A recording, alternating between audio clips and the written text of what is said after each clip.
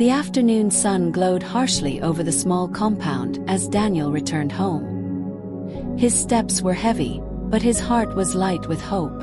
Walking beside him was a young girl, no more than 12, her tiny frame almost swallowed by the oversized faded dress she wore.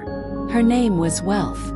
She had been living in difficult conditions with her poor relatives, and Daniel thought bringing her into his home would change her life for the better. "Jane," Daniel called as he entered the sitting room, where his wife reclined on a sofa. "I've brought someone to stay with us. Please meet Wealth." Jane turned her head slowly, her eyes narrowing the moment they landed on the girl. She didn't see her innocence or the timid smile that flickered across the child's lips. What she saw instead was another mouth to feed, another pair of hands that might touch her neatly arranged home. "Who is she?" Jane asked coldly. "She is a relative's daughter," Daniel explained patiently.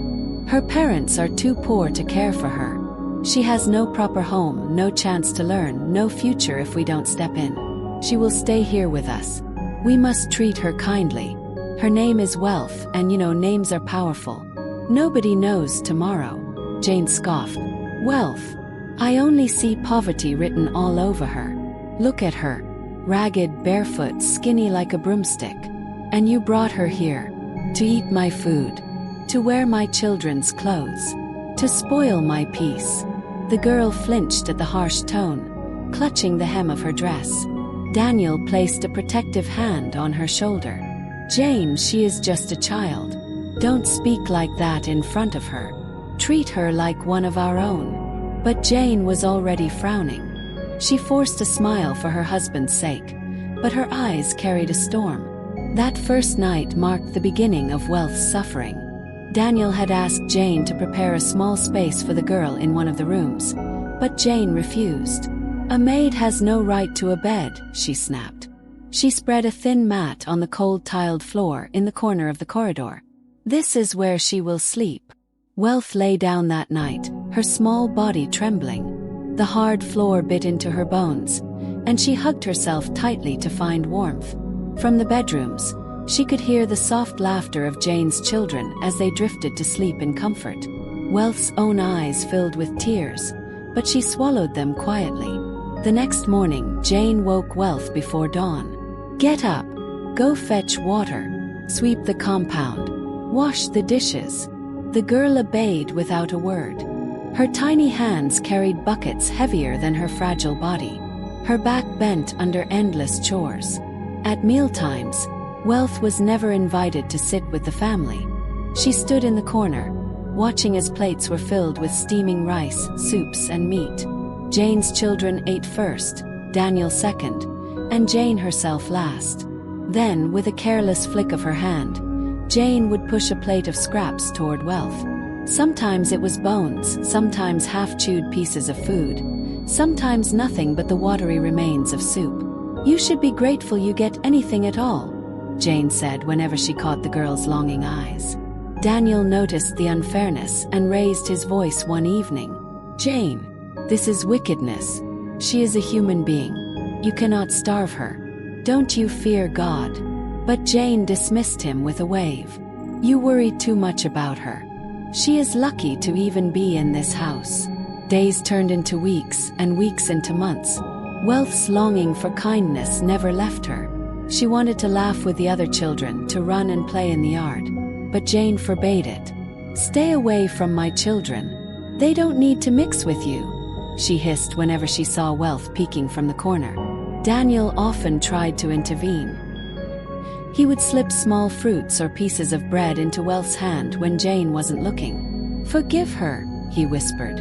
"She does not understand. Hold on, child. Your name is Wealth, and one day it will bring you luck. Nobody knows tomorrow."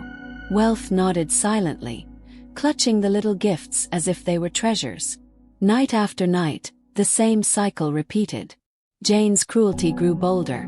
Daniel's voice grew hoarser from warning her, and Wealth's heart grew heavier with loneliness. Yet through it all, she held on to the meaning of her name.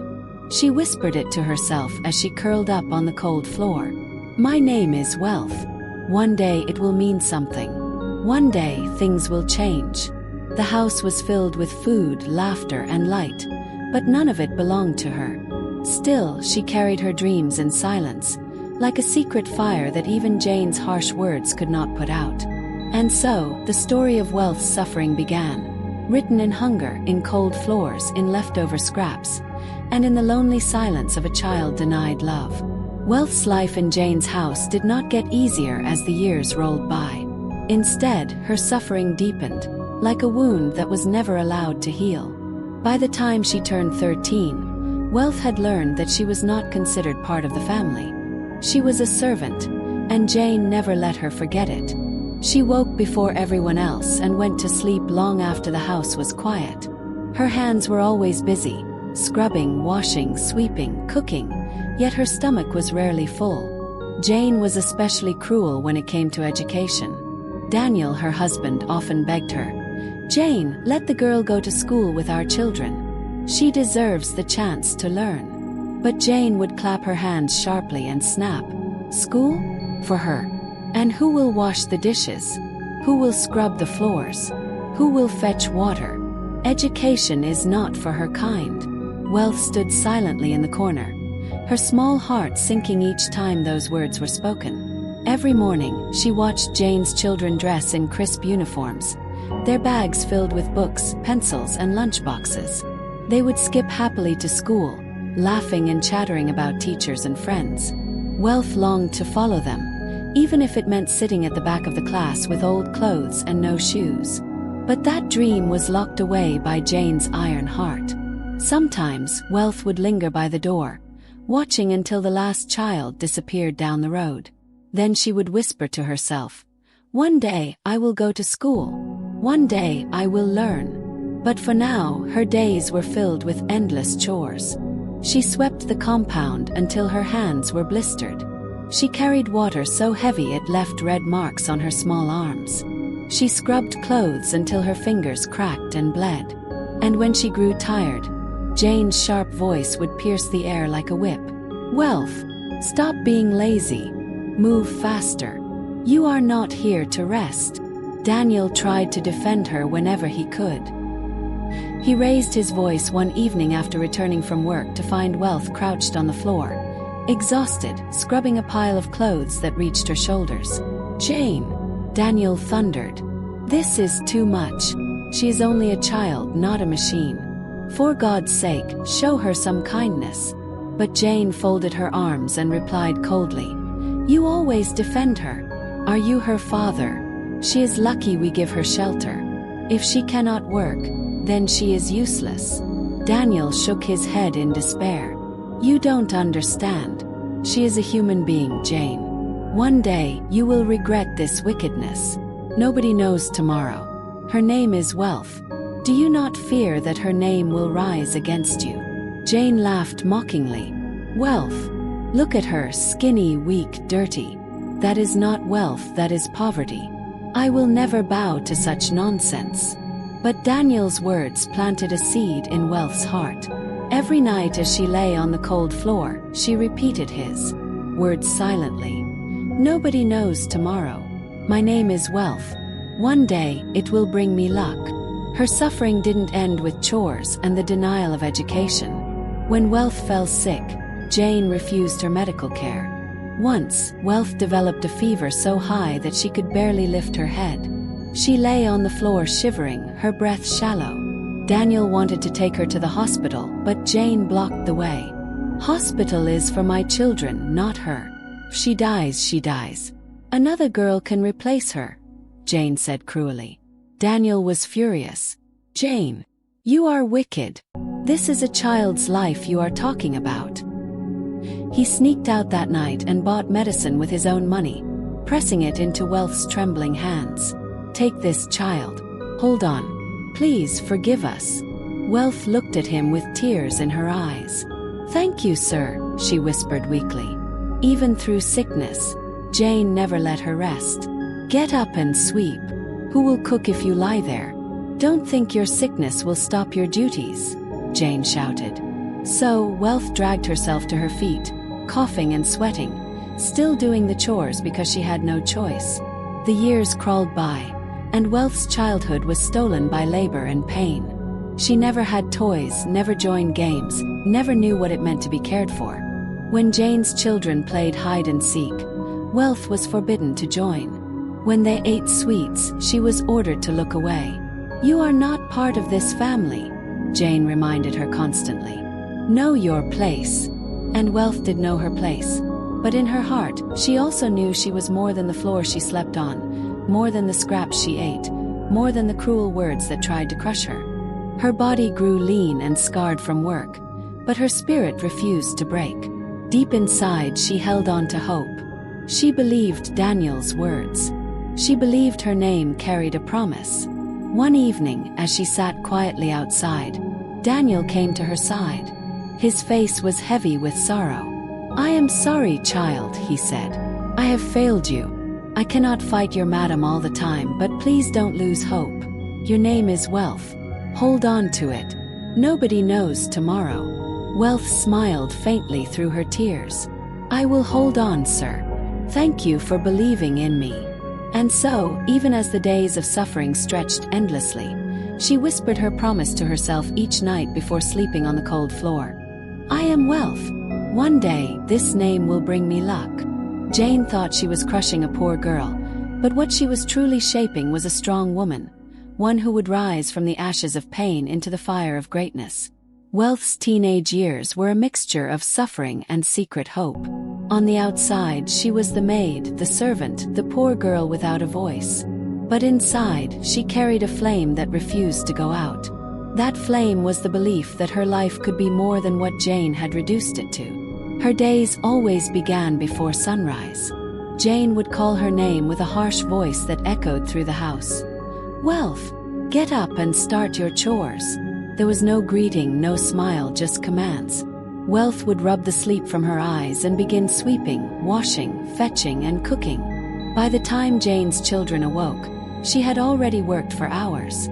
But what Jane could not see was that every day, Wealth was growing stronger. Her hands grew rough, but they also grew skillful. She learned how to cook many dishes, how to clean with care, how to organize a home. While Jane thought she was keeping her down, she was unknowingly giving Wealth lessons in responsibility, patience, and survival. And when Jane wasn't watching, Wealth's mind sought freedom. Sometimes, Daniel would leave behind old notebooks or textbooks his children had abandoned. He noticed the hunger in her eyes and, quietly, he would pass them to her. "Here, child. Use this when you have time. Never stop learning," he whispered. Wealth clutched those books like treasure. At night, when the house was quiet and the others slept, she would sneak into a corner with a small candle. She traced letters with her fingers, slowly teaching herself how to read and write. One night, Jane caught her. "What is this nonsense?" Jane snapped, snatching the book from Wealth's hands. "Instead of sleeping to have strength for tomorrow's work, you are here wasting time with scribbles. Books are not for you." With a loud tear, Jane ripped the pages in half and threw them into the trash. Wealth's heart broke, and tears streamed down her face. But deep inside, she felt a stubborn fire. "You can take the book," she thought, "but you cannot take away my dream." She found other ways to learn. When she scrubbed floors near the children's study area, she listened to their lessons. When she washed dishes, she repeated words she had overheard. When she carried water, she formed sentences in her mind. Knowledge became her secret rebellion. Jane thought she was crushing her, but in reality, she was sharpening her spirit. Even when Jane increased her cruelty, Wealth endured. If she delayed a chore, Jane slapped her.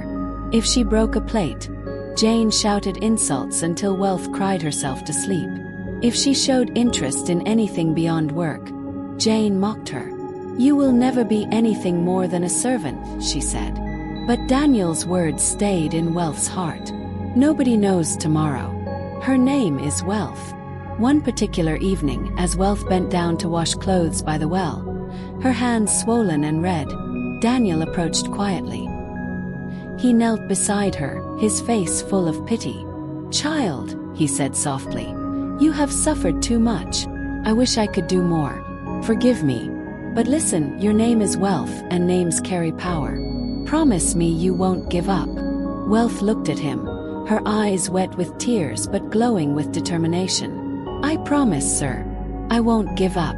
One day my name will mean something. One day I will be more than this."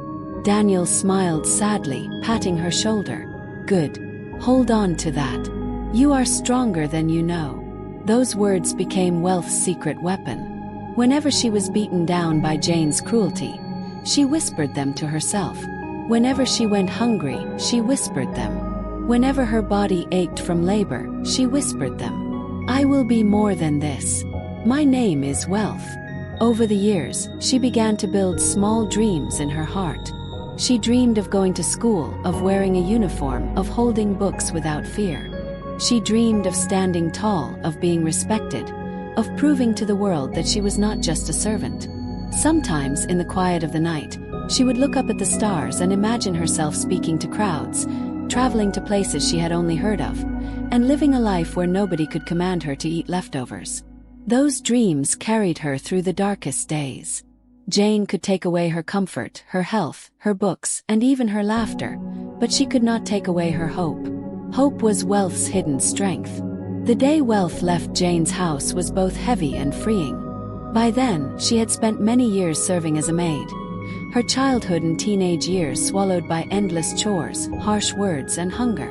She was nearly grown, no longer a child but not yet a woman. Jane saw her as useless once she could no longer be controlled like before. "Daniel," Jane said one morning, her voice filled with irritation, "this girl is of no use to us anymore. She eats my food, wastes my space, and now she dares to look at me with eyes that think she is my equal. Let her go back to where she came from." Daniel looked at Wealth, who was standing silently in the corner with her head bowed. His heart ached for her. He had tried many times to shield her, but Jane's cruelty had always been stronger. "Jane," Daniel replied quietly, "if she must leave, then let it be with peace. She has served in this house for years, without kindness, without love. At least allow her to leave with dignity." Jane waved her hand carelessly. "Let her take her ragged dress and go. That is all the dignity she deserves." Daniel said nothing more. That evening, when Jane was out of sight, he called Wealth aside. He pressed a small envelope into her hand. Inside was a little money he had saved. "Child," he said softly, his voice trembling, "I am sorry for all that you have suffered here. You deserved better. Forgive me for not protecting you enough. Take this, even if it is little. Start a new life.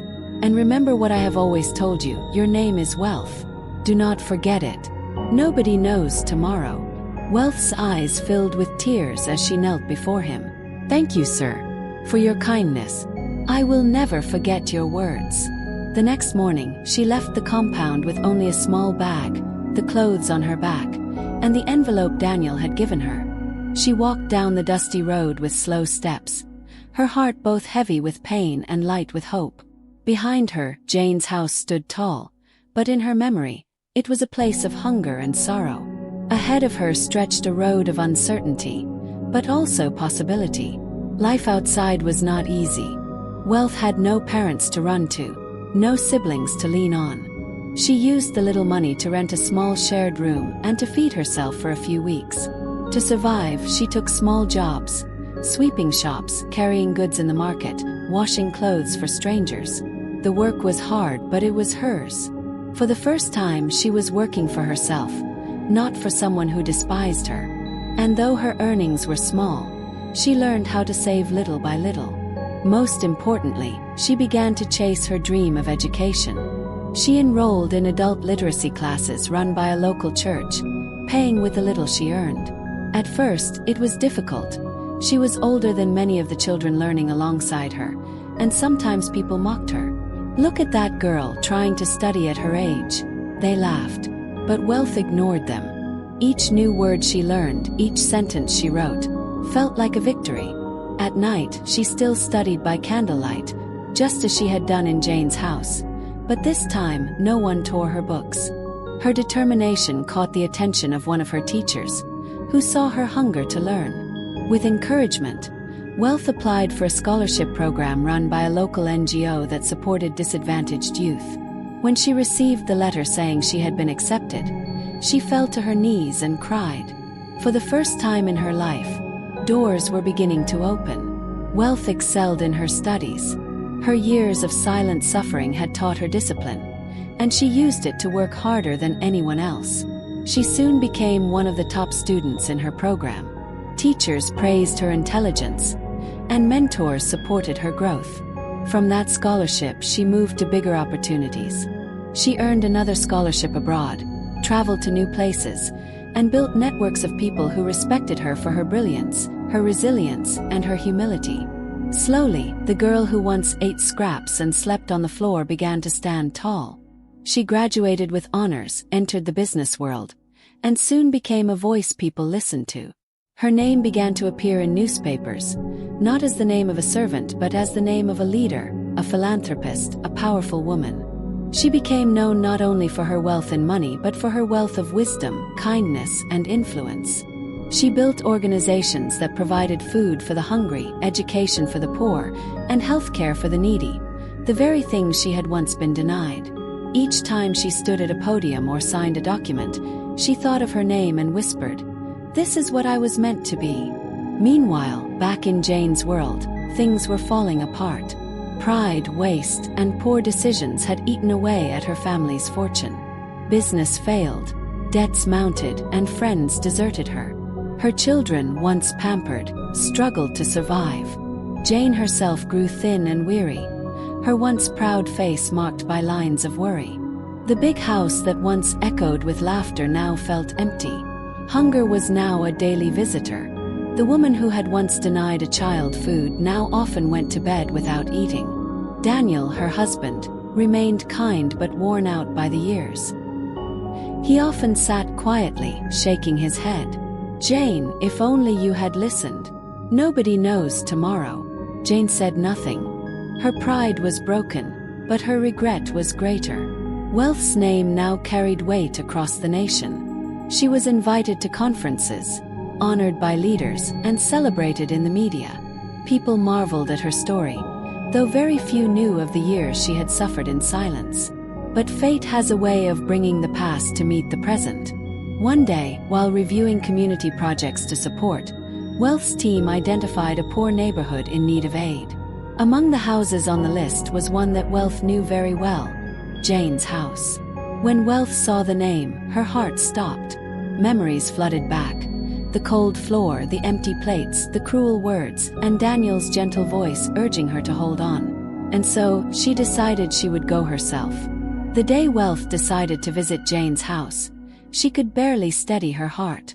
So many years had passed, and she was no longer the skinny, frightened girl who hid in corners and ate scraps. She was now a woman of influence, a leader who had touched many lives. But deep inside her, the memory of Jane's cruelty still throbbed like an old wound. Wealth's convoy of cars rolled slowly down the familiar dusty road. Crowds gathered, whispering and pointing. Everyone knew who she was now. Madame Wealth, the philanthropist, the successful businesswoman. Children ran after the cars, waving, while elders nodded in respect. As the cars stopped in front of a broken-down compound, Wealth felt her chest tighten. This was once Jane's proud house, a place where she had known hunger, tears, and humiliation. Now the walls were cracked, the paint peeled, and weeds crawled across the yard. Poverty had swallowed the house whole. Wealth stepped out of her car in a graceful dress, her head held high. Her staff followed, carrying boxes of supplies meant for the poor community. But as Wealth's eyes swept the compound, she froze. There, sitting on a low wooden bench, was Jane. Her hair was unkempt, streaked with gray. Her clothes were faded and torn. Her once sharp, commanding face was sunken and tired. She looked up slowly, her eyes dull, until they widened in shock. Jane gasped, her lips trembling. Wealth," she whispered, as if the name burned her tongue. Wealth stood still, her heart pounding. She had dreamed of this moment many times. She had imagined shouting, asking Jane why she had been so cruel, why she had been treated like an animal. She had imagined turning away in silence, leaving Jane to suffer. But when she saw her like this, broken and frail, something inside her shifted. For a moment, neither of them spoke. Only the murmurs of the gathered neighbors filled the air. Everyone could see what was happening, and they understood the irony. The girl who had once been treated like dirt now stood as a queen before her fallen mistress. Finally, Jane broke the silence. Her voice cracked with shame. "Wealth, is it really you? You have become..." Her words trailed off as tears spilled down her cheeks. Wealth's throat tightened. She wanted to be strong, but her voice shook as she answered. "Yes, it's me. I'm Wealth. Do you remember? You said I was nothing, that I did not deserve food, love, or education. But look at me now. My name has brought me luck." Jane covered her face with both hands and began to sob. The proud woman who once strutted around the house now shook like a leaf, crushed by regret. Daniel, her husband, came out slowly from inside the house. He was older too, his hair white, his frame thinner. But his eyes lit up the moment he saw Wealth. "My child!" he cried, rushing forward. He took her hands in his, tears streaming down his wrinkled cheeks. "Oh, Wealth, I knew it. I always said it. Nobody knows tomorrow. Your name would bring you luck." Wealth could not hold back her tears. She embraced Daniel tightly, the man who had been her only light in that dark house. "Papa Daniel," she whispered, "I never forgot your kindness. Never." Jane had fallen to her knees on the dusty ground. Her voice broke as she cried out, "Forgive me. Wealth, forgive me. I was blind, foolish, and wicked. I hurt you, starved you, treated you like less than human. Look at me now, I have nothing. Nothing. Please do not turn your back on me. Please." Her tears stained the dirt beneath her sobs filling the compound. Neighbors whispered among themselves. Some shook their heads, saying it was punishment for her cruelty. Others watched in awe at Wealth's silence. Wealth looked down at Jane, the woman who had made her childhood a misery. Her heart ached with memories, nights of hunger, cold floors, the pain of being denied every joy. She could have walked away. She could have let Jane taste the full bitterness of her deeds. But she remembered Daniel's words, spoken so many times. "Jane, leave this poor child alone. She is human. Nobody knows tomorrow. Her name is Wealth. Her name will bring her luck tomorrow." And she remembered her own vow, that if she ever rose, she would be different. She would never let cruelty define her. Wealth reached down and gently lifted Jane to her feet. Jane trembled, unable to meet her eyes. "I cannot forget the pain you caused me," Wealth said softly, her voice steady though her eyes were wet. "You starved me, denied me love, made me feel worthless. But today, I stand here not to shame you, but to prove something greater. That kindness is stronger than cruelty. That forgiveness is more powerful than hate." Jane looked up, her lips quivering. You will forgive me?" Wealth nodded slowly. "Because of your husband, Daniel, who showed me kindness when no one else did. Because he gave me hope when I was drowning in despair. I will help you. Not for your sake, Jane, but for his. And for the sake of the woman I choose to be." Jane broke down again, sobbing uncontrollably. The neighbors murmured in amazement. That day, Wealth ordered her staff to bring food, clothes, and medical supplies into Jane's home. She promised to rebuild the crumbling house and enroll Jane's grandchildren in school. Daniel wept openly, blessing her with trembling hands. "May God bless you, my child. May your wealth never run dry." Jane could only kneel at her feet, overwhelmed by shame and gratitude. Wealth turned to the crowd and spoke, her voice carrying strength. "Let this be a lesson to us all. Never mistreat the helpless. Never despise the poor. Nobody knows tomorrow. The child you treat as nothing today may become the one you run to tomorrow." Her words sank deep into the hearts of everyone present. Mothers pulled their children close. Fathers nodded in silence. And Jane, broken but forgiven, clung to the only lifeline she had left, the mercy of the girl she had once despised. The days after Wealth's visit to Jane's house became the talk of the town. Word spread quickly. How the maid who was once treated like dirt had returned, not with vengeance, but with compassion. People shook their heads in disbelief, and mothers told their children, "You see?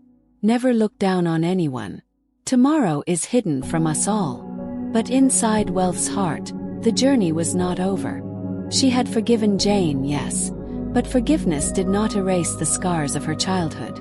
Each night after her visit, Wealth lay awake, replaying old memories. The hunger, the loneliness, the tears she had shed quietly on the cold floor. The little girl inside her still ached. Yet she knew she had made the right choice. Hate would only poison her soul, but forgiveness would free her. And helping Jane's family gave her peace, for it honored Daniel, the man who had once been her defender when she had no voice. Jane, now living on the mercy of Wealth, struggled with shame every day. She found it hard to meet Wealth's eyes, even when she came with supplies or sent workers to fix the leaking roof. At night she cried alone, asking herself, "How could I have been so blind? How could I have treated her with such cruelty?" But slowly, her heart began to soften. The arrogance that once ruled her life was gone. For the first time she learned humility.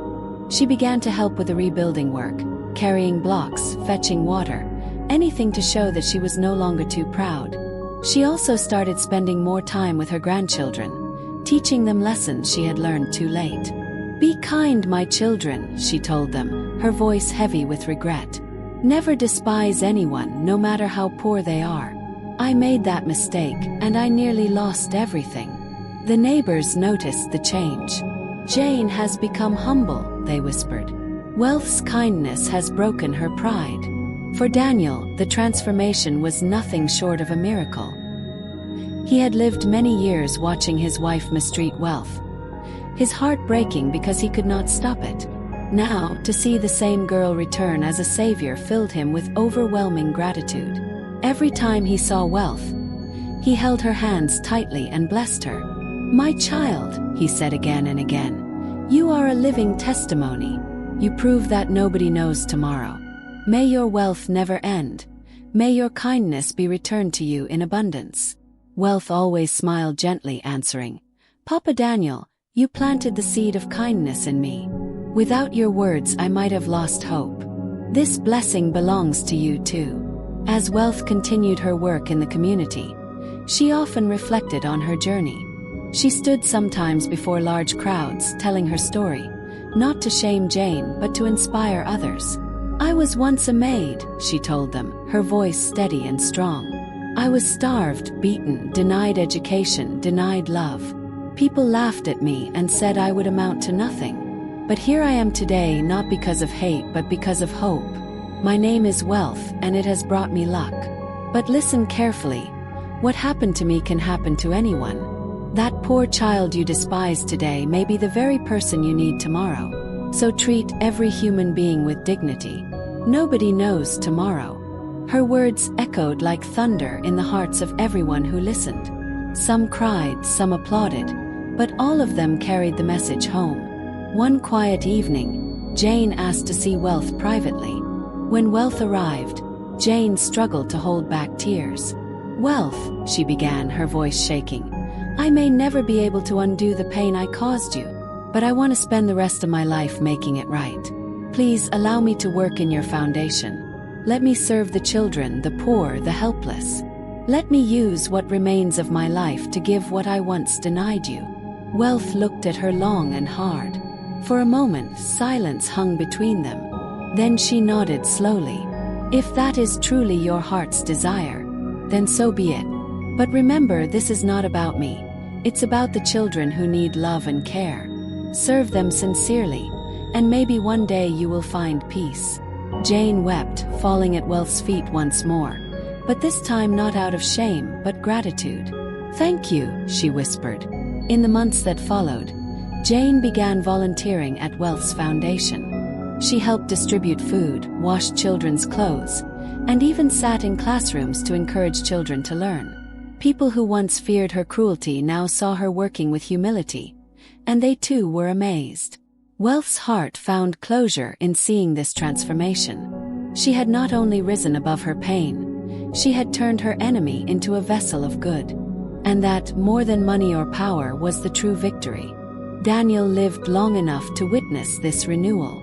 One evening, as the sun set in gold across the sky, he whispered to Wealth, "I can go in peace now. I have seen the goodness of God in you, my child. You proved me right. Nobody knows tomorrow." Wealth held his hand tightly as he passed, her tears falling, but her heart at rest. Years later, people would still tell the story of Wealth and Jane. Parents told their children, pastors told their congregations, teachers told their students. The story became a living lesson. Never despise the weak, never misuse your power, for tomorrow belongs to no man. Wealth continued her work, reaching even more people with kindness. And though the scars of her childhood remained, they no longer pained her. Instead, they reminded her of how far she had come, and how important it was never to repeat Jane's mistakes. Dear reader, Wealth's story is not just fiction. It is a mirror to our lives. Every person we meet is a human being, deserving of dignity and kindness. Today they may be poor, helpless, or weak, but tomorrow the story may change. Nobody knows tomorrow. So let us live with compassion. Let us treat others with love, no matter their status. And let us remember Wealth's name, her journey, and her victory, not built on revenge but on forgiveness. Backhand index pointing right. If this story touched you, share it with others so its lesson can spread. Like, comment, and subscribe to Tales by Savvy Sam for more life-changing stories. Together, let us build a world where kindness wins.